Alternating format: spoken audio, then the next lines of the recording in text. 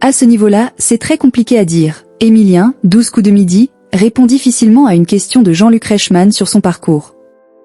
À seulement 22 ans, Émilien, jeune champion des 12 coups de midi, continue de fasciner par sa culture et son savoir. Face à Jean-Luc Reichmann, il partage ce que la connaissance lui apporte. Bien au-delà du jeu, Émilien continue d'impressionner chaque jour dans les 12 coups de midi, cumulant désormais plus de 2,3 millions d'euros et une 591e participation. Malgré son parcours exceptionnel, le jeune maître de midi montre des signes de fatigue liés à l'intensité des tournages.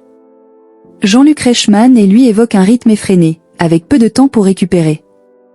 Si son parcours force le respect, Émilien n'échappe pas aux petites habitudes qui trahissent la pression du jeu. Depuis ses débuts, il a développé plusieurs tics bien à lui, des gestes et rituels que Jean-Luc Reichmann ne manque pas de relever.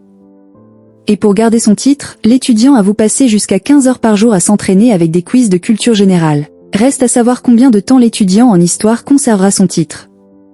Toujours aussi impressionnant, Émilien a une nouvelle fois bluffé Jean-Luc Reichmann ce dimanche 11 mai, en répondant sans hésiter à une question sur Danse avec les stars. Bien que leur relation se limite au tournage, une vraie complicité s'est installée entre l'animateur et le champion. Complicité que l'on retrouve dès le lendemain, dans l'émission du lundi 12 mai. Jean-Luc Reichmann souligne d'ailleurs l'affection du public envers le jeune étudiant. « Vous êtes une météorite, une anomalie ».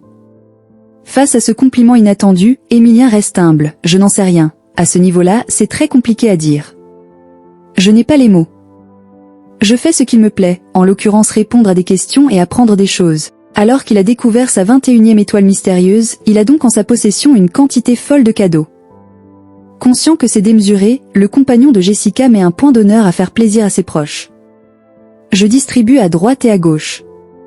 Point. Quelques cadeaux sont dans la pièce qui me servait de chambre chez mes parents. Elle sert de dépôt provisoire, a-t-il confié à nos confrères de Télé Loisirs. Seulement, pour transporter tous ces cadeaux, il faut mettre en place une certaine organisation. Nous avons loué des camionnettes, a-t-il encore raconté.